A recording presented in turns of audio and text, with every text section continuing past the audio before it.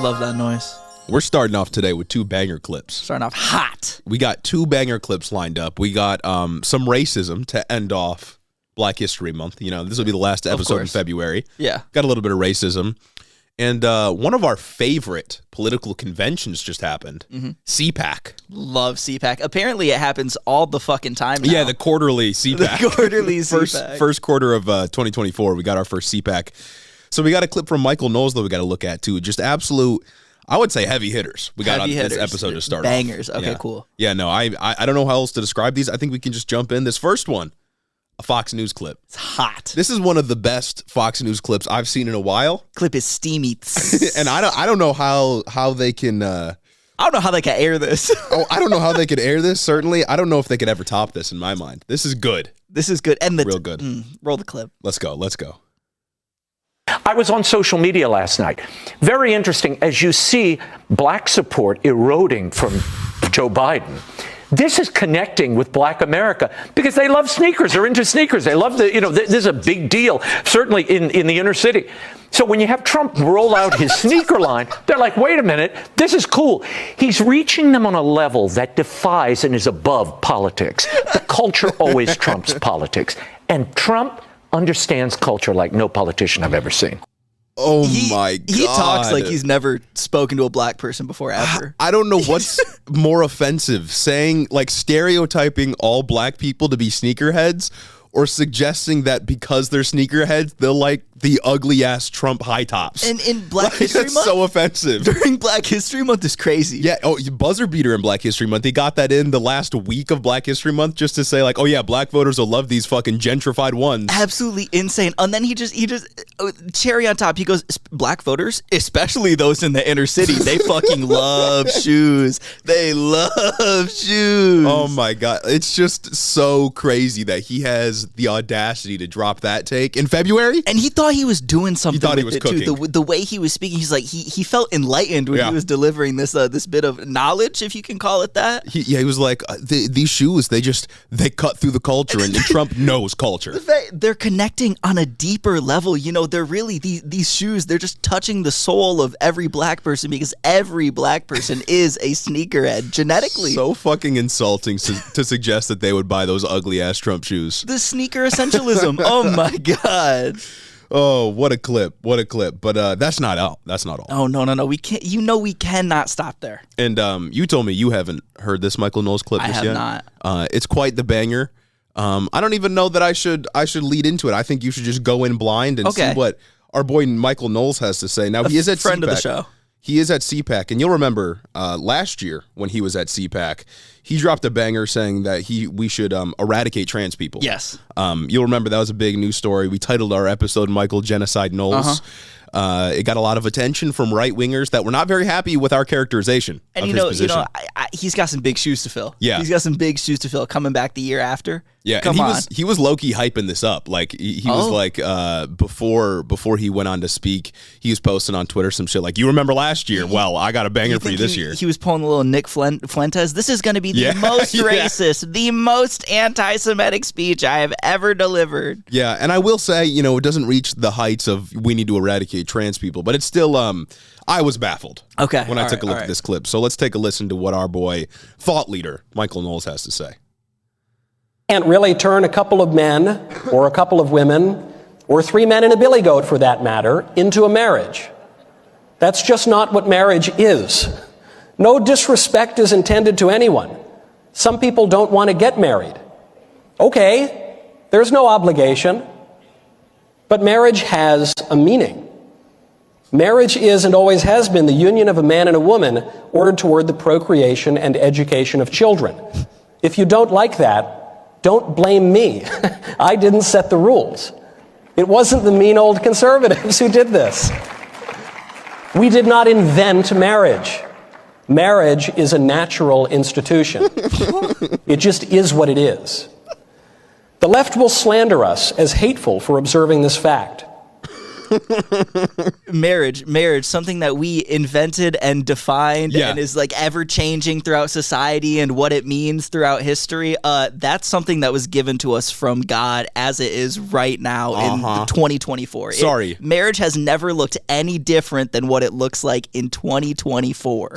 Marriage is something we discovered in nature. Yes. And so are the federal benefits that come along with being married. And if you're gay, you just should not have access to those. I happened across the marriage tree one day, and all of a sudden my taxes were lowered. Exactly. That's something that existed.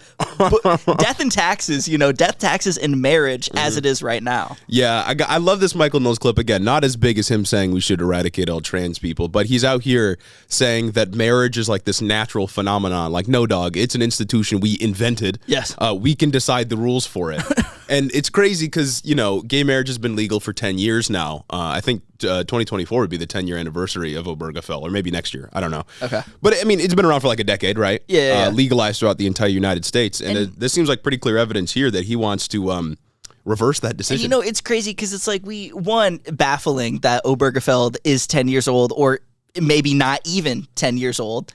Insane that it took that long for gay people to get married, for marriage equality to happen. And it's also crazy that we had like a couple years of them being quiet. Mm-hmm. And then all of a sudden, like, what was it, last year, maybe late 2022, they just decided to just go full in on right back to this is a slippery slope. Yeah, and now we have a bunch of red states passing laws that's like, local officials can reject gay marriage or reject approving gay marriage licenses if they want to. Did you see the Tennessee law? Yeah, it's a one-sentence law that the governor signed that says no one should be compelled to solemnize a marriage, which means that anyone can deny you for any reason. Yeah. Any reason they want. Yeah, CPAC had some other bangers this year too, or I guess this quarter too. This quarter.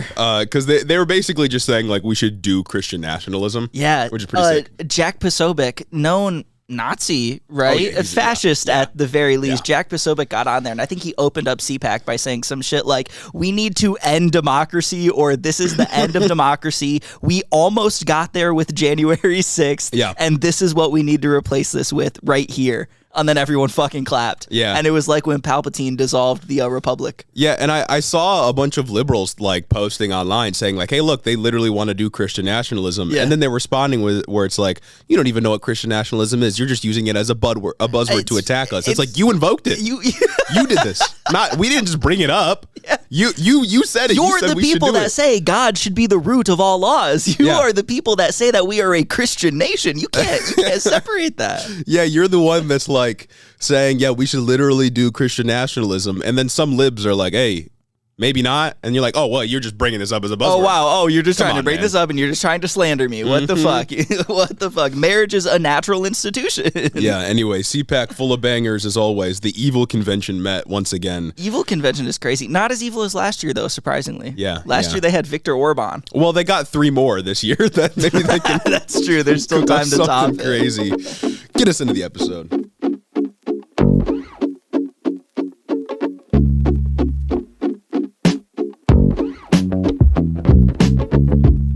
Welcome back to Head in the Office, everybody. We've got quite the show for you today. We're going to be talking about IVF. Originally, there was not going to be much today. As you know, we recorded on Tuesday this week because there was some sickness befell the House of Hiddo. Yeah. So we got a little ahead of the news cycle, uncharacteristically. Yeah, short news week. But absolutely landmark, insane ruling dropped on Friday. Yeah, short news week for us because we are recording on Saturday. So unfortunately, we will not have South Carolina results in this episode. Devastating. But I'm going to assume I can just like project my mind forward. Donald Trump wins, let's say 60-40. 60-40. Oh my God. Woo. Trump gets the delegates. Nikki Haley lost in her home state.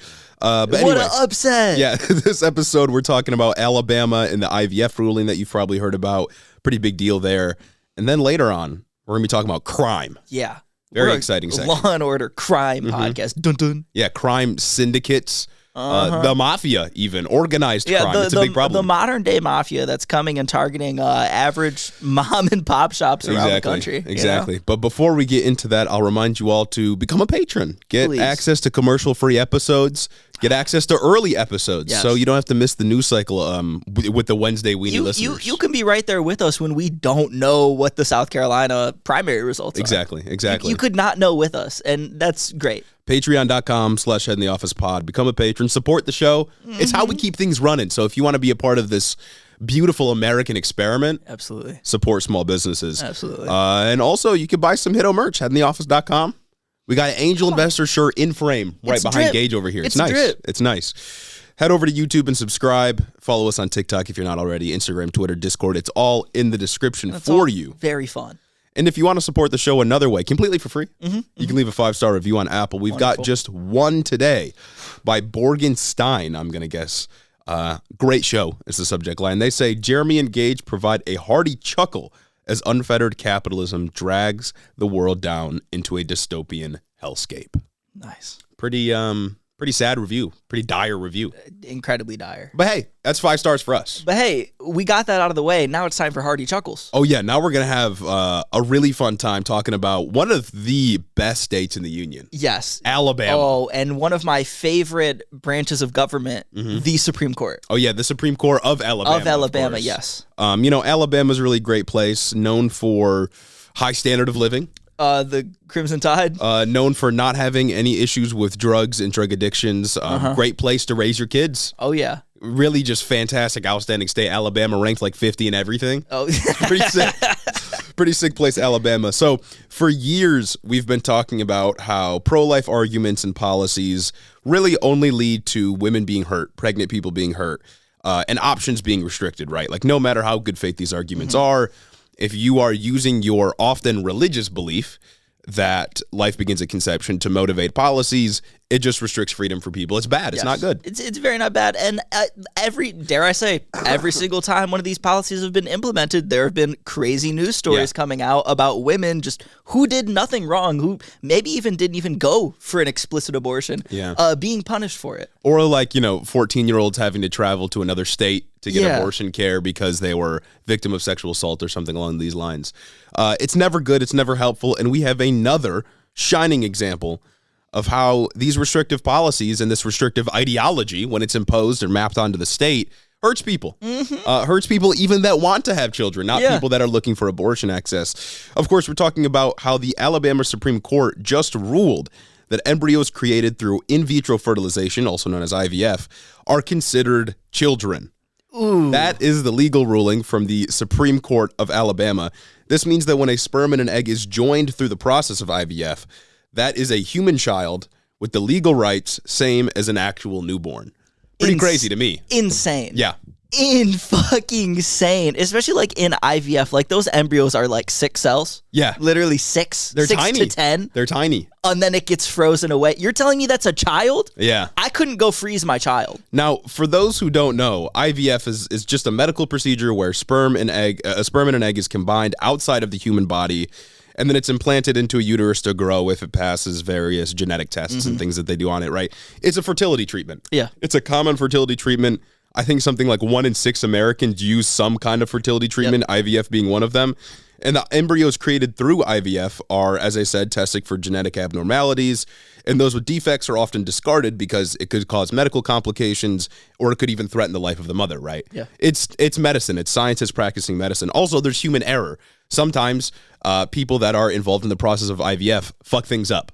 It happens. It's science. And this whole lawsuit actually started because a worker at a fertility clinic accidentally dropped a couple of frozen embryos. And then some interest group came in and sued them, and it went all the way up to the Alabama Supreme Court, where this judge came out of nowhere and was like, yeah, well, frozen embryos created through IVF are actually human beings. Which is just like absolutely fucking insane. Yes. I don't understand how this case even got picked up in the first place. Yeah. I feel like the grounds of this are just absolutely wild. Like, yeah, that sucks. Like, if you're having fertility issues and your embryos are dropped, like the tray is dropped, multiple families, like, and now you have to start the process of IVF over, which takes time and money, and it's mentally and physically draining. Like, that's awful. But the fact that this went so far up and became eventually so misconstrued that now it's just taking IVF off the table. Well, it's ruling an embryo as a child. Yeah, especially because, think of the implications here, right? Like, if somebody drops frozen embryos and they end up having to be discarded, like you said, that's awful because it takes time and money to go through this process. But that's just negligence. Yeah. it's not criminal. Or they didn't commit a murder. Or it's just not even negligence. It could just be an honest mistake. Yeah, an accident, right? Yeah, and it's also like what happens to... I think when you get IVF, you have multiple embryos frozen, obviously to see, to comb through which ones may be the best, which one might work the best. The freeze-thaw process in of itself could possibly damage embryos. Yeah. Like... What are we doing? There's a lot of scientific complications because medicine is complicated and should be left to professionals, not political officials who have an agenda to push. Yeah. The ruling from the Alabama Supreme Court here would require fertility clinics to not discard any embryos created through IVF because that would obviously be murder. So what the fuck do you do with them then? Yeah, well, exactly. Do you have to leave them frozen forever? It's insanely expensive to do that, by the way, and like space consuming. Yeah, because they require storage, right? You can't just put them in any old freezer. It's an expensive process. It's probably storage in a -80. Yeah. And this ruling, of course, could open the doors to doctors and even families being sued for quote unquote killing an embryo because embryos are human beings under this ruling in Alabama. Embryos are the same as a child. Yeah. Conservatives love, when you're talking about trans rights, conservatives love to appeal to this argument, well, like, it's just not like my eyes, I'm not seeing a woman when I say look at a trans woman. Dog, I'm not seeing a fucking kid when I look at a cell, and I feel like the argument makes much more sense here. And now you're telling me doctors can be sued if like an embryo is discarded because of genetic abnormalities? Yeah. I thought y'all wanted people to have kids. What happens when a freezer goes out? When a freezer goes out, you lose all those. Power outage maybe happens. The backups fail. Sometimes these freezers just don't work. Yeah, you're telling me that if like a power outage happens at a fertility clinic and they lose like 300 embryos, that's like what, fucking mass murder? Come on, be so for real. Like we're not being honest with ourselves here. We're being ridiculous. We're not. Oh my God, man! It is so fundamentally absurd to say that 6 cells are a child. Yeah. Well, and the practical implication here, of course, is that clinics just won't do IVF treatments for fear of litigation, right? It's the because same. They don't want to be sued and put in jail for murder. It's the same thing as why pharmacists in Texas no longer dispense a rheumatoid arthritis medicine. Yeah. Because it could also be used for abortion. Yeah. And this isn't speculation. 3 facilities in Alabama have already paused IVF services because of this. These are families that want to have kids that need to undergo fertility treatment for whatever reason, and they can't do it because of this Alabama Supreme Court ruling. Like, that's all it is. It's so wild for me that now like this ostensibly pro-life policy is just anti-family. Because all pro-life policies really just end up being anti-family, as we see women just, I don't want to say well-meaning, but I'm sure you can understand what I mean by that. Like well-meaning women who go and just want to have a normal pregnancy, want to carry their pregnancy to term. Yeah. Complications happen, and they get accused of having an abortion and can be thrown in jail or fined hundreds of thousands of dollars, and their doctors sued and thrown in prison. And that's why I opened up this section by saying no matter how good faith these pro-life arguments are, it's always going to result in harm, because when you take it to its logical extreme and when you apply it via the law, it just prevents people from having access to the care they need, even to go and have a child, right? IVF isn't used by people who end up wanting to get an abortion oftentimes. It's used by people that are struggling to get pregnant. It's used by LGBTQ people that don't get pregnant through conventional means, I guess you could say. It's used by cancer patients. It's used by single mothers and used by so many more people because it's a good advancement in medicine. And when you take pro-life arguments, again, no matter how good faith they are, to their logical extreme, it just takes freedom away from people and it just harms people. It stops families from being created. This is what pro-life arguments do when you apply them on the legal level. People, it's insane. Actively trying to go out and have a family. Yes. Now let's contend with the argument directly, though, because we like to deal with arguments. Always. We're talking about logical deductions. I love breaking things down axiomatically. We do. So the argument here, pretty simple, is that embryos are children, right? Life begins at conception. When you conceive a child via IVF, that's now a human being and deserves all the legal rights that humans do. The first thing is, do they get social security numbers now? Can they be claimed as dependents on my taxes if I create an embryo via IVF? If a clinic burns down, again, are doctors expected to save all the frozen embryos? Otherwise, right, that's like murder or something. If I put 100 frozen embryos in the back of my car, can I drive in the HOV lane and not expect to get pulled over? All of these arguments matter because if you say embryos are people with rights, you'd expect the answer to these questions to align with those embryos being human beings. But of course, we're not going to start assigning social security numbers to embryos because that's fucking ridiculous. Fundamentally absurd. Yes. Absolutely fundamentally absurd. And it's just, again, I can't get over the fact that it is insane to say that an embryo, People love to say, like, when talking about abortion, like, oh, you're aborting a clump of cells. Yeah. An embryo is literally a clump of cells. Yes. I would hardly call it a clump with how little cells are in there. You cannot say that holds the same moral significance as a child. An actual human. As an actual human walking around or maybe crawling around as a baby. It is not fundamentally the same. And we understand that when it comes to other aspects of society. When a person gets in a horrible accident and is now brain dead, we understand that it is okay to pull the plug on that person because they can't function as a human anymore. They can't really exist outside of them biologically still running a little bit.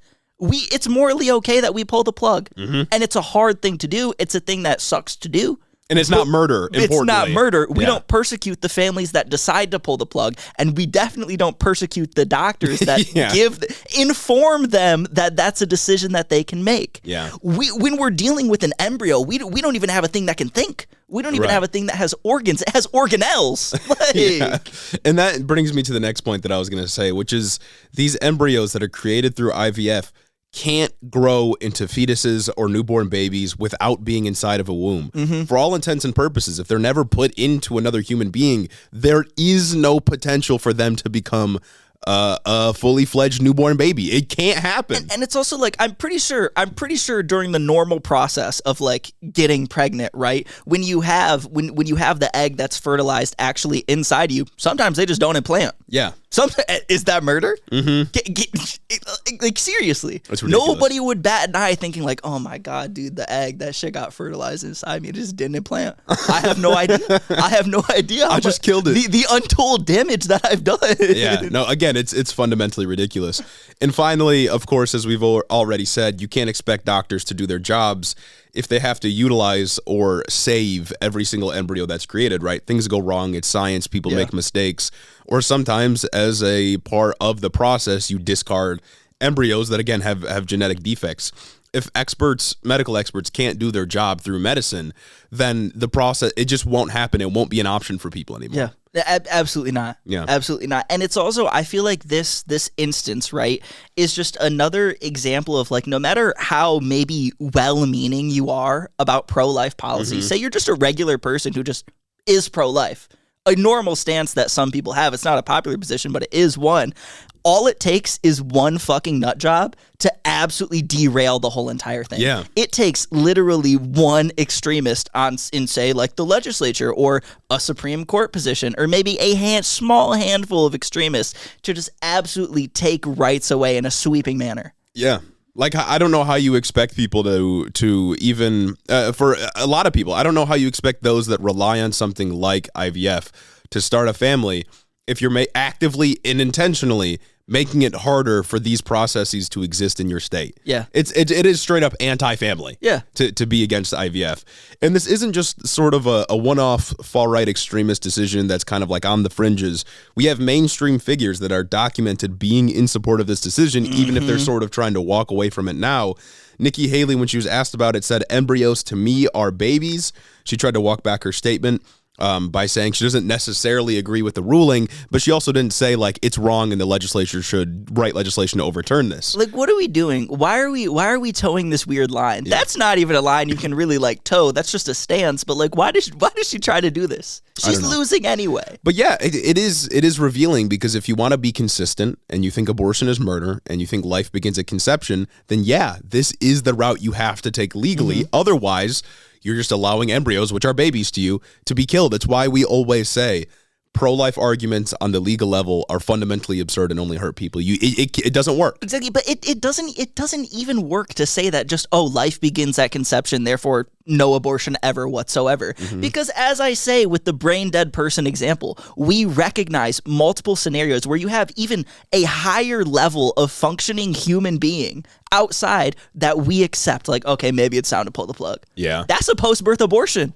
Yeah, it is. Yeah. Come on. Senator Tommy Tuberville, who is the senator of Alabama, one of them, he said he was all for the decision. Of course he was. Lunatic. I think when it was like described to him a little bit more, he was like, oh, well, I'll have to take a look at it. Oh, but he said he was all for the decision. Katie Daniels, a member of the Susan B. Anthony Pro-Life America group, which is a lobbying group in Alabama that I think was pushing for this decision, said, quote, the Alabama court recognized what is obvious and a scientific fact. Life begins at conception. My God. So we've got mainstream figures in politics in support of this decision. It's not just a one-off random decision that somehow occurred from a, I don't know what, rogue conservative Supreme Court in Alabama. There's also a bill in the House right now that I think Mike Johnson is co-sponsoring. I can't remember exactly what it's called, but it's some corny Respect for Life Act or something. Yeah, some dumb shit. That 126 conservatives have signed onto and signaled support for. Conservatives in the House that makes no explicit carve-out for IVF.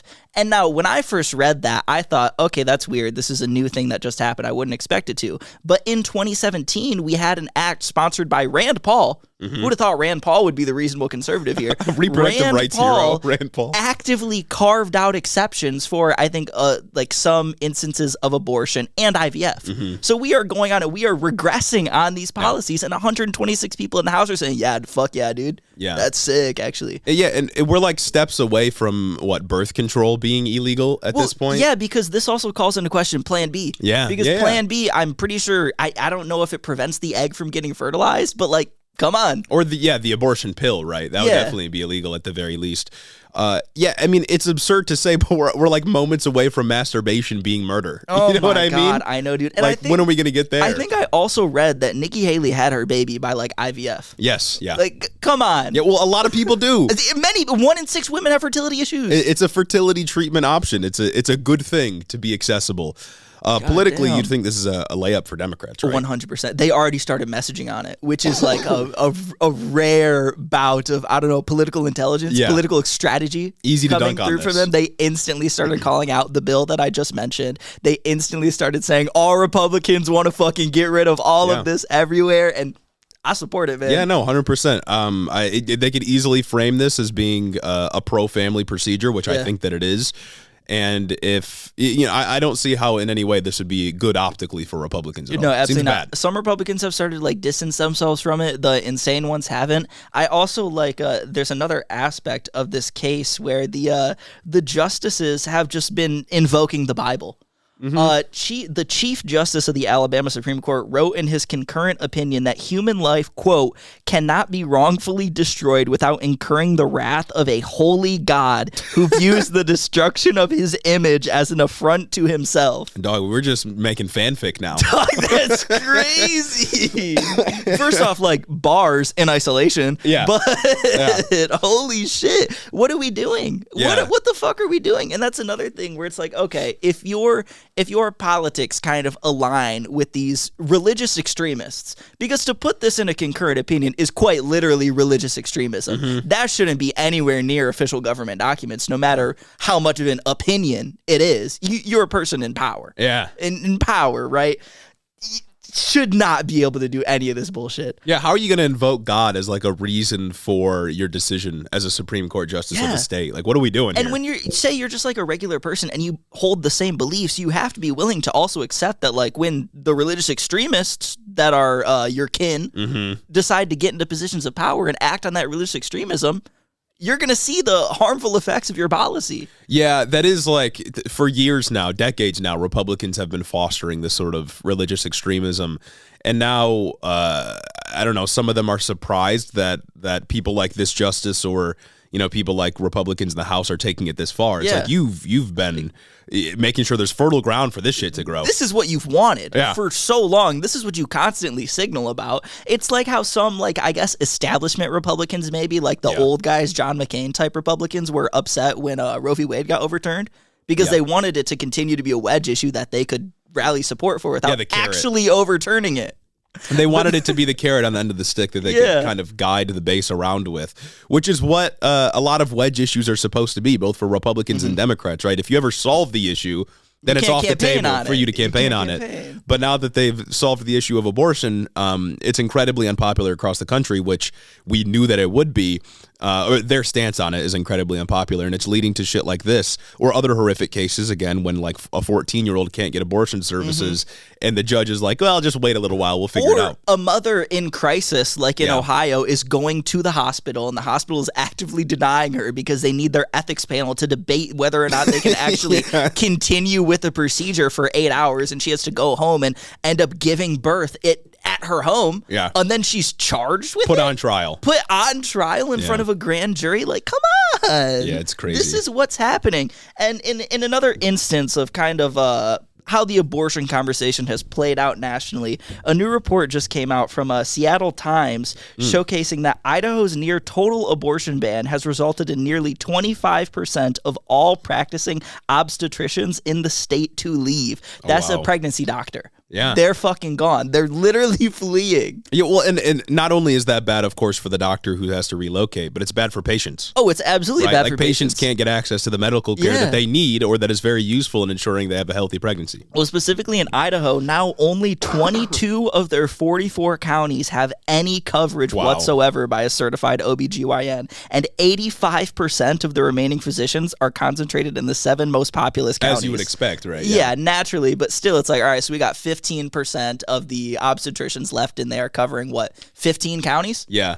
And you got to not just 15 counties, located in 15 counties, covering the other fucking 35? Yeah, I mean, and you got to keep in mind that red states are already pretty bad when it comes to, like, medical interventions and, like, the health of the citizens generally. Yeah. And forcing doctors who deal with pregnancy out of the state is only going to, again, hurt people, because that's what these policies lead to, is people being harmed. It's how this ostensible pro-family policy, being pro-life, just ends up being anti-family. We also know, we covered this, I think, a year ago, there are 2 hospitals that have completely closed their obstetrics department, with a third in serious jeopardy right now. And it's all culminating in the remaining doctors being overworked compared to the national average. In Idaho, obstetricians on average deliver 107 live births a year compared to the national average of 94. What the fuck are we doing? Imagine going into a hospital for like some pregnancy related issue and they're like, sorry, we can't help you. Like, yo, it's shit. Or what? Driving like fucking across 3 counties to get to the only hospital with an OBGYN just for your regular pregnancy checkup. Yeah, I hope on the face this is absurd to you, right? Like this idea that you simply can't get access to the care you need in the wealthiest country in the world because your politicians decided to intervene in a medical practice they know nothing about. But also, even if that's not enough for you, we have more data out of Idaho specifically. Oh, fantastic. The sort of like toxic healthcare environment that these pro-life policies have fostered is having literally devastating consequences for mother and people who are actually trying to start families. Yeah. Maternal mortality in Idaho is worse than 90% of the nation. Red state They are issue. in the 10th percentile of maternal mortality, with infant mortality on the rise. Yeah, well, as we would expect, right? Like red states, God. as I mentioned, red states already have health issues with a lot of their citizenry. Of course, maternal mortality being one aspect of that. Of course, we would expect it to get worse when you remove medical professionals that help the issue. And it's just... OBGYNs, they do pregnancy-related things. They're Obstetricians are the pregnancy doctor. That's who you consult for issues with your pregnancy, for care during, and even a little bit after your pregnancy. They deliver babies. They're not just abortion doctors. Like, these are important people. They are necessary within your state's medical infrastructure. You need them. Exactly. You cannot be pro-family and think that things are turning out well in Idaho. You can't even be pro-life in the truest sense of the word and think that things are turning out well in Idaho. Right. It's just not what the data's showing. God, it's fucked. So fundamentally absurd, dude. Oh my goodness. Yeah, no, it's looking real bad.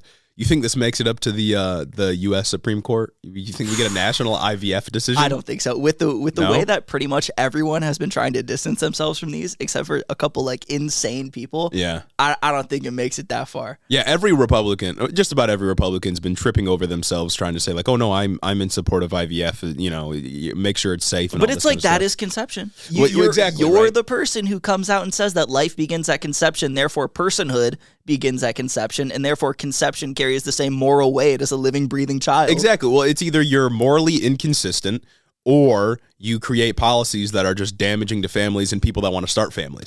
You can't have it both ways. You got to pick one, right? They want to have their cake and eat it too. You can't. It's fucking ridiculous. But and I feel like it goes to highlight how pro-life policies are explicitly anti-family. Just anti-family. It's the same thing with sex education. And how abstinence-only sex ed is just antithetical to anything that a child needs. It's harmful. Yeah, it's harmful. It increases rates of child molestation because and teen pregnancy they too. Don't want to come out and say they've been molested, or they don't understand what happened to them. More teens, because people are gonna fuck. People are gonna fuck. It's just something that happens. More teen pregnancies. Like, come on, man. It's conservative so backwards on so many issues. Yeah, it's real bad. But I don't know. Maybe it gets up to the Supreme Court. If it doesn't, then it seems like this decision is going to stand in Alabama. I don't know what they would do about That's insane. I think the bigger next place they go is the Supreme Court. My bigger worry would be them passing the bill right now in the legislature. Yeah. Well, thankfully that won't pass the Senate, right? Yeah. True. But yeah, I mean that would certainly be a statement of priorities. They passed this just massive pro-life bill with no carve out for IVF or any other fertility treatment. That'd be pretty bad. Man. It just doesn't make right, and it highlights how inconsistent their beliefs are. They're talking, and we've highlighted it before too, how if they really wanted to protect families and encourage people to start families, we'd have like a year of paid maternity leave and paid paternal leave. We'd have access to free contraception and this sort of thing, and they don't fund that. But even now, it's even more clear with this decision that they're coming out against IVF, something that is explicitly pro-family and enables people to have families. It just shows all they want to do is control women. They don't care about starting families. They don't care about protecting newborns. It's also just so wild how they always just love to invoke science while fundamentally misunderstanding why we need the social sciences to contextualize why these advancements are good. Or ignoring why we need actual science to like guide these procedures. And it's also just the idea that science doesn't exist in a vacuum. There are applications of science. There's context, social context behind science. Right. That's why I'm consistent when I can be for trans rights and they're not when they appeal to biology. One, because they're fundamentally wrong on their appeals to biology, and two, because they're just morally inconsistent. Yeah. It doesn't work. Everyone knows 2024. It's an election year, right? You know what else is an immutable fact? Wednesday weenies always lose to the weekly news cycle. You're always behind. This is even more undeniable in 2024. These primary Iowa caucus happening on a Monday. Super Tuesday, that's in the name. Yep. Wednesday weenie, again, in the name. If you want to get ahead of the news cycle, you need to head on over to patreon.com/headintheofficepod. Listen, if you want the news when it happens rather than after it happens, consider becoming a patron. It's a good way to support the show, and it's a good way to stay up to date on everything this year as we deal with this tumultuous election season together. Wear that Head in the Office patron badge on your sleeve. You can run around always. I'm a patron on Head in the Office. I get the news when it happens. Back to the episode.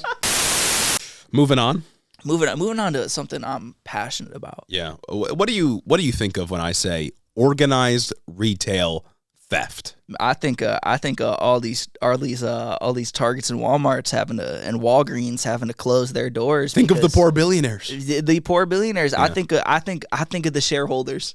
I think of the shareholders. Those whom I'm beholden to. Yeah.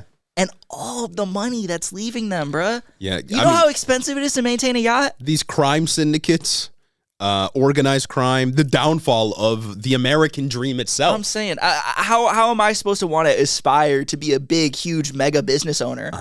When these fucking pores are coming in and stealing shampoo. The uppity pores that don't know their place. Are coming in stealing goddamn Cheez-Its. You gotta earn baby formula. You gotta earn that. Let's work. Yeah, we need to lock the baby formula and the vitamins behind plexiglass. And we need to understaff the stores so that there's never anyone around who can unlock it, and you have to wait an extra 15 minutes to get it. We need to make sure these uppity pores can't steal anything. Now, organized retail theft is something I've wanted to talk about for a couple of weeks now.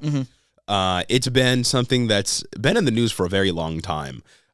Basically ubiquitous for the past decade or so. People talking about it, but certainly in more recent years, the past couple of years. I want to say the last 2. Yeah, some more news. Had a really good segment that they did on this recently, and Wisecrack, I don't know if you know them. They're like a YouTube show. They also had a pretty good section on this organized retail crime, but I figured we could talk about it on our show. Oh, absolutely. And give it the Hiddo spin. Come on now.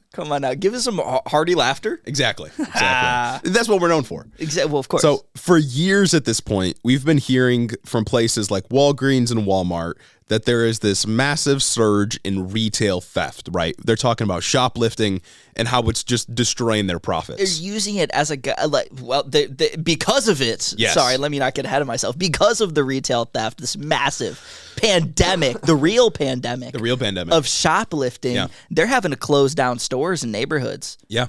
They're having to close down stores in neighborhoods with minorities in them. Yeah, and you'll recall back in 2022, the National Retail Federation claimed that about half of the $94.5 billion in loss of inventory in 2022 for retail stores was from what they called organized shoplifting. This is two or more people planning how they're going to hit a store, steal stuff, flip it, and then make money off of what they stole. Such a sick term. Yeah. Organized shoplifting. Wow. Yeah. Basically, this is retailers and the lobbyists of retailers claiming that half of all shrinkage, which is the corporate term for loss of inventory, is from organized theft. And conservatives have been fear-mongering about this for a long time. Conservative politicians and political commentators saying, like, Walgreens and Target, they have to leave places like Los Angeles and New York City because they can't manage all the theft that's happening in these Democrat-run cities. Well, that's kind of the narrative. Fox News, I feel like every 3 weeks loves to post a video of a group of black people going in and stealing clothes off racks and then running out of them. And it's always Fox News posting videos of just black people, not me saying that it's black people doing this, but because Fox News has a racist narrative that they want to push when they give Walmart justification to pull out of Oakland. Yeah. And was it Breitbart or that had a tab that was black crime? Yes. Oh my God. Insane. Just on its face being racist, of course, because anytime they talk about crime, it's a proxy for racism, but also just lying. You know what I mean? And you might be surprised to hear that the claim that nearly $45 billion worth of goods being shoplifted each year was a lie. They made it up. It's not true. They've been straight up lying to you on this issue. No. You mean to tell me the National Retail Federation lied to me? Yeah, they lied to you. And the government. And literally everybody. The government and probably perjured themselves. Now, the claim that billions of dollars was being lost to organized retail crime came from this guy, Ben Dugan, in 2021.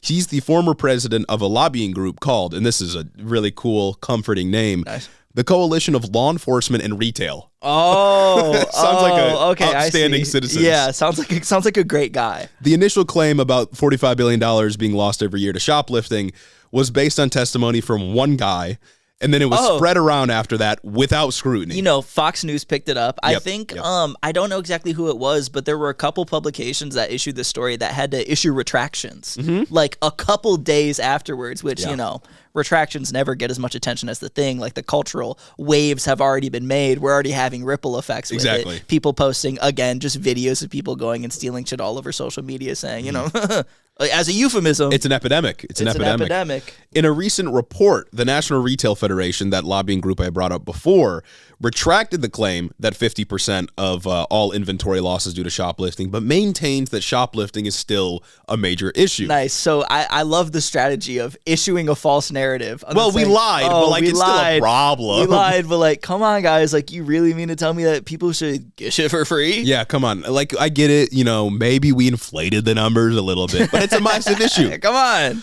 And major retailers, the groups, the moneyed interests that this lobbying group represents, also echoed these claims, with the Walmart CEO even saying that they'd have to close stores across the country if this issue continues. Even local politicians like Eric Adams were taking action, with New York City attempting to implement a no face mask policy when entering stores so that cameras could, capture your face as you walk in. I love America's Republican mayor, Eric Adams. Yeah. He's a good guy. However, once again, it was all a massive fucking lie. I have a quote here from The Guardian. They said, quote, "Larger retailers are now conceding that they may have exaggerated the issue of shrinkage. During a January earnings call, January this year, so just a month ago. Okay. Walgreens then Chief Financial Officer James Kehoe said the company had seen lower levels of shrink in the second half of 2022. The loss of inventory attributed to theft, fraud, and damage was over 3%. Oh. Kehoe also said the shrink rate is roughly down to 2.5% this year. 2.5%. Nice. Shrinkage is loss of inventory. Also, you need to keep in mind when they say shrink, they're talking about all manner of inventory loss. We're talking about employee theft. Mm-hmm. We're talking about shoplifting, damaged goods, misplaced goods, mismanaged goods, whatever else, right? The statistical trick that they pulled was attributing all shrinkage that they recorded to shoplifting and nothing else. When really the majority of shrinkage is either employee theft or them just losing stuff. I know Walgreens specifically. Well, they didn't get in trouble because, again, the story made waves initially. I want to say it was about a year ago. We might have covered it on this show. I remember watching Sam Cedar cover it at the very least. Walgreens announced they were closing stores in Democrat-run cities. Conservative picked it up and ran with it, said it was because of crime. And then Walgreens got caught like a month later saying, the store was underperforming. They made it up, They just made it up. They just lied. And these big CEOs have a massive incentive to scapegoat what's really minorities, because those are the people that are affected with issues like this being popular. Mm-hmm. Because most crime is really just a euphemism to say, oh, look at these minorities being bad. They must be inherently evil. Yeah. That's what they run with it. And CEOs, their stake in this is that when they attribute it to shoplifting, when they attribute it to crime, it takes the onus away from them and that store's individual performance and maybe their performance as a company. Mm-hmm. The shareholders won't see that. When the shareholders look and they're managing their investment portfolios and they see, oh, shoplifting is the reason why these stores are closing. We're not just underperforming. The company's not doing bad. It's just the radical poors coming through and taking my yacht money away, and they keep their money invested. Yeah. It is all for the shareholders. Yeah, it's not bad financial decisions. It's not bad decisions about where to locate certain stores. It's not bad like discounting decisions on certain goods. Yeah. It's all because of these uppity poors that keep stealing stuff rather than paying for it because they're lazy. Those fucking poors. Right. I have a quote from the LA Times that says, quote, "Big retail chains have been using claims about mob shoplifting to obscure why they've been closing stores in some neighborhoods.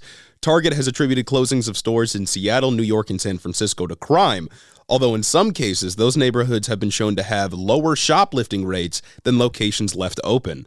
The real issue, in other words, may be that the retailer made a mistake in locating these stores and is trying to blame local residents rather than its own executive decision-making.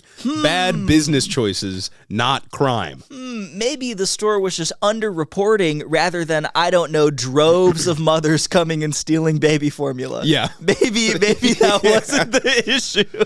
It's also important to note, kind of to that point, when they fearmonger about theft and shoplifting specifically, they often frame it as like selfish, just for personal profit, and again, a part of like a larger organized crime scheme to make money. But a quote from The Guardian says, quote, "Organized retail crime tends to target everyday goods available from big retail outlets and favor clothing, health and beauty products, infant products, accessories, houseware, home improvement products, eyewear, and office supplies." So in other words, when shoplifting does happen, they're taking everyday items that people use, not items they intend to flip because they don't want to go work a real job. Crazy. And I know like a significant portion of like the shoplifting happens at like self-checkout errors too. Yeah. Like just like people mistaking something in self-checkout or people trying to get one over on self-checkout, you know what I'm saying? But also it's like it's a lot easier to have a viral video that gets into people's minds and consciousness and helps push the culture war when it's a video of 3 people going in and stealing like 30 Nike Techs from a Nike store. Yeah. It's not as easy to get a video of a single mother not scanning one of the 3 bags of diapers that she's buying. Right. That's not going to go viral anywhere. People are going to understand that. Also, I'm pretty sure for years, the most stolen item from Walmart was baby formula. Nice. I think we have a broader societal ill than shoplifting if people are stealing baby formula. I don't think there's a big black market for baby formula out there. I think people are stealing it because they can't afford it or it costs too much money and they're trying to feed their children. Call me crazy, though. Call me crazy. Yeah, I don't know. My theory here is a couple of things. First, companies wanted to cover up the real reason for loss, mismanagement, bad products, simply losing inventory. So they lied about it and push out this lie, as you said, to convince shareholders that they're not just making bad decisions, but rather there's some outside nebulous criminal force that's taking money away from them. Also, they wanted to spin a narrative that's favorable for conservatives and therefore good for business, because conservatives will give them tax breaks, won't hold them accountable for things like monopolies and harmful working place practices, that sort of thing. Also, if they can spin this narrative that, Democrat-run cities have too much crime, businesses can't stay here, then conservatives will create policies that are friendly to businesses, and they'll benefit all the more. And finally, encouraging a sort of law and order approach to shoplifting from local politicians means more funding for police around retailers and less they have to spend on security. Nice. I love it. I love it when Walmart can not only essentially take government subsidies for their workers' wages because they don't pay them enough, they don't give them enough hours to have full-time benefits. So a lot of Walmart employees have to subsist on food stamps. That's the government subsidizing Walmart's wages. And now they can also have the government subsidize their own security because they lied. Yeah, they just lied. So sick. And I gotta say it again, it is so much easier for Fox News to run a headline that's, look at these ignorant 20-somethings stealing a bunch of clothes from a American Eagle. Yeah. Rather than single mother stole $1 billion worth of baby formula this year. Lock them up. We also know that like punitive measures against shoplifting and other forms of like petty crime don't work to lower crime rates because people aren't doing these just for the hell of it or just to serve some like organized crime syndicate. They're doing it because they don't have a choice. Or because, they can't find employment opportunities, or their employment opportunities they do have don't pay enough, so they have to steal things. Attacking these and attacking shoplifting and kind of trying to crack down with law and order, maybe it's aesthetically appealing, but it doesn't actually work. And it's also, I would really love to see numbers on whether or not this rampant shoplifting is actually doing anything to dent profits that weren't already accounted for. Oh, no, they're still making massive profits. They're fine. Not even that, but all of these retailers have a section of their budget accounted for losses due to theft. Yeah. I would love to see if any of this is actually exceeding those losses. Or if they're just lying. Or if they're just using, it's on the rise. We're still making more money than we thought, but it's on the rise. Yeah, exactly. So to summarize, don't fall for the lies of businesses when they're saying like, oh, government, please come help us. We can't handle all this organized shoplifting. Oh, no. It's destroying us. It's bad for business. But I don't want to just end on that necessarily, right? Because what they've done here is they've spun this narrative to make people afraid. They're trying to position themselves as victims. It's sort of all a smokescreen where they're saying like, look, we're the victims of this organized retail crime. They're putting up, like plexiglass seal in front of like vitamin C to make people feel to make like the average consumer annoyed and make them feel as though there's like a sort of purge going on. When in reality, the largest type of theft in the United States, by a wide margin, what makes up the most amount of value lost is wage theft. The stealing that's happening in this country, the largest form of theft in this country, is not people stealing from businesses. It is businesses stealing from you, the worker, the employee, in the form of value that they were supposed to pay to you. And look, I'm a Marxist, right? I already think wage labor itself is a form of theft, right? Profit itself is a form of theft. That's not what I'm talking about here. What I'm saying is the money that they were legally supposed to pay you out as a part of an agreement for your employment, they don't pay to you and they keep for themselves. Wage theft is the biggest form of theft in this country. And it goes unaddressed. Politicians don't talk about it. Fox News doesn't talk about it. They don't run segment after segment about organized wage theft. No, they're always talking about shoplifting as this massive epidemic, when in reality, again, the largest form of theft is what they take from you every single day. It's unpaid overtime. It's just other issues that they're doing. It's funky time calculations. Taking your tips away. Making you share tips with the managers, shit like that. Yeah, no,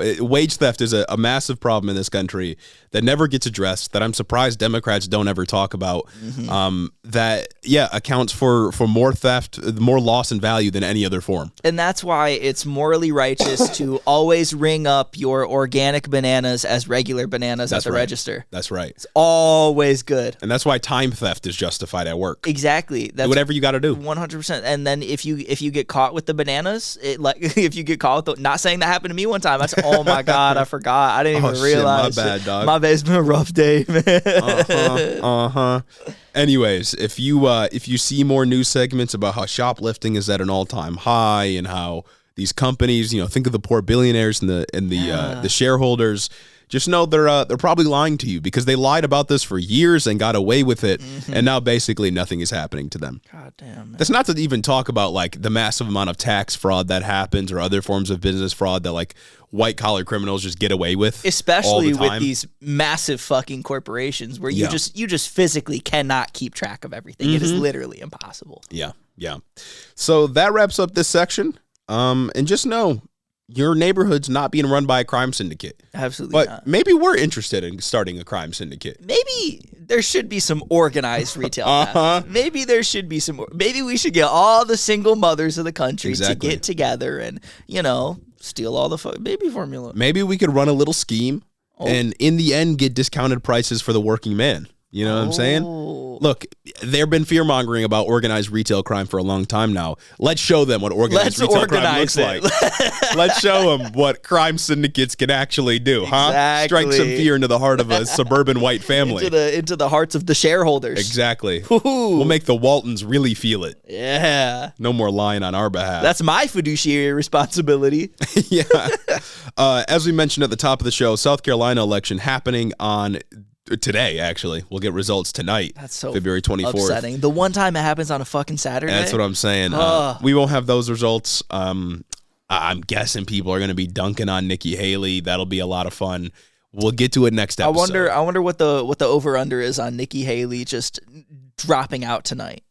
I think she's probably going to stay until Super Tuesday. Till Super Tuesday? I hope so. Because that'll give us something to talk about after Super Tuesday. I hope she stays in until Super Tuesday. I'm saying, yeah, we need some, we're just like the rest of the media. We got to milk this election for everything it's worth. Exactly. Frankly, it's been a hard election to milk. Yeah. It's been a really hard election to milk. The results were pretty much set in stone before we went in there. And Trump won't even debate. And Trump won't even fucking talk to anybody. Yeah. And apparently he got mad at the RNC just for hosting debates in general. Nice. It would be pretty sick if Biden took him up on his early debate offer, though. That would be good. Just two old men going at it. Trump with the high top sneakers winning the black vote, according to that Fox News anchor. Yeah, winning the black vote. Absolutely. So look forward to some conversation on those results next week. Unfortunately, not on this episode. Big rip. No. I guess some little extra news. Did you see the clip of? We haven't talked about Israel and Gaza this episode. There haven't been many major updates, I don't think, but there was one update domestically that was kind of fucking insane. It was a clip. I can't remember what senator or congressman it was. Do you know what I'm talking about? Mm-mm. Some protester approached them and was my tax dollars. I've been seeing videos of Palestinian children, their bodies being dismembered. My tax dollars are going to this. What do you have to say about this? You know what this motherfucker said? What? He said we should just kill them all. Oh my! He was frustrated and just dropped. We should just kill them all. Oh, I think I might have heard of this. It was a Republican. Yeah. Yeah. You should never do that when there's an actual genocide going on. But that style of just kind of not engaging with, I guess, interlocutors or people who are antagonizing you only works when you're somebody who doesn't have a position of power who could stop it. Mm-hmm. If it was just you're a regular fucking conservative in your life that was we should just kill them all, blah, blah, blah, blah, because they're frustrated and they don't want to talk anymore. That's one thing. This is a person in a position of power who is actively voting to kill more Palestinian kids.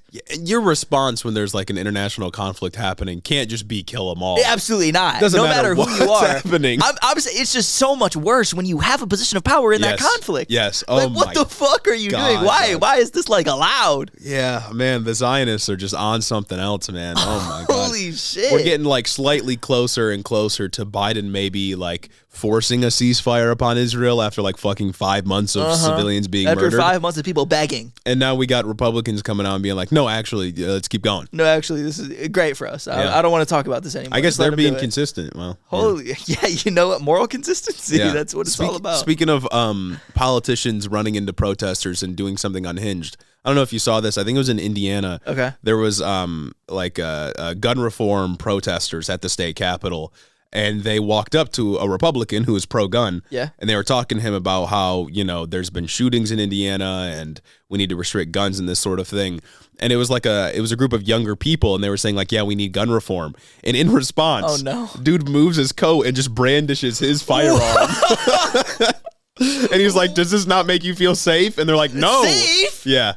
We just antagonized you and you showed a fucking gun to me. Yeah, Why would I feel safe? He moved his coat to reveal that he's, open carrying right now. And they were like, what the fuck, dog? Holy shit. Yeah. That's like a threat. Is it not illegal to just brandish a weapon like that? Indiana, maybe not there. But what he was trying to do is say like, look, I'm a responsible gun carrier and there's not a mass shooting happening right now. I'm a responsible gun carrier. Don't you fucking cross the line. Yeah, that's how it comes across, you right? Fucking uppity protester. Yeah, come and take it. That shit was crazy to me. God damn. I can't imagine being that unhinged. Yeah. I can't imagine acting like that. And it's not just that. It's like you got kids here who maybe they were school shooting survivors or something like that. Yeah. But you got either way students that are coming and protesting and trying to talk to their representatives. Wait, like minors? Were they we talking like high school kids? I think or they might have been high school kids. That's crazy. I don't know exactly. I can't imagine a 16-year-old coming up and say they're just being annoying to me, and I'm like, oh shit. Well, no, it's like either way, regardless of who they are, they're coming up and like sharing their concerns as constituents, right? Citizens. And you just debate them right there. What are we doing? Like, only Republicans do this shit too. Democrats don't do this shit. Democrats pretend to listen at the very least, but this dude just moves his coat to the side and whips out his fucking Glock. I feel so safe right now. Yeah.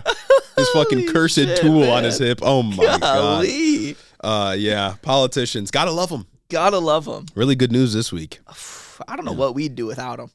I don't know. We'd fall apart. Have a regular job? Yeah. Speaking of people I can't live without. Oh my God. It's time to get to the list of our wonderful, beautiful patrons. Holy. Some of them angel investors even, dare I say. And you can join this list of great people by going to henleyoffice.com/Patreon. You know what to do, but I gotta give them their flowers. You give them their flowers. I mean, they've ascended to a new plane of existence. Exactly. They're godlike. Oh my God, absolutely. The Imperiums, they've helped. We've heralded them to ascension. Yeah, what can I say? I'm just, I'm helping them cross the river Styx. I'm the ferryman, man. Come on. When fucking Gideon the All-Knowing said, Tarnished, you can't kill a god. These are the gods that he was talking about. Exactly, and he can't kill them. And he cannot kill a god, bro. Starting with Caden Kraut, Lord Tau the Radiant, Chris the Postman, Christy Beck, 40% Spite, Dylan B, Andrew Harris, Mike Chaplinsky, Mattias T, Omar Zuno, Clayton LaFed, Mark Yeager, Kaz, Caleb Joy, Rich Toro Tari, Gavin Mayer Maldonado, Hunter W, Fergalaki, Max Vezquez, Jacob Rogers, Colton Mooberry, Fixer Punk, Jim Egbers, Jeff Muzzy, Bagel Burrito, Cincy Alex, Joe Stenstrom, Adrian Sandoval, Chloe Sam 601, Colleen Cuts, Veryuk, Jennifer DeVoe, Big Bird Titty, Crawfishin, Bennett Bennington III, Alexia Benanti, Niche, Big Booty Beatdown, Sam Maloney, Two-Headed Boy, Ben Shapiro's Boyfriend, Jonathan Cassis, Luke O'Shea, Cucker Tarlson, Danielle Jackson, The Word of Microsoft, Jennifer Sines, Aaron and His Gundam Gundams, Darth Father, Tailored for Content, Corey Chambers, Sewer Snack, Eliane, John Glover, Devin Hatchard, Retro Mondo, Emma the Dude Slayer, Veronica, aka V, Raxon, Ash Smith, The Grotler, Flower Clown, Beetlebugs, Murder in a Trench Coat, Lonnie Rogers, Slavic and Sapphic, Casey Lynn Kelly, Snake Eyes, and Hope of Giants.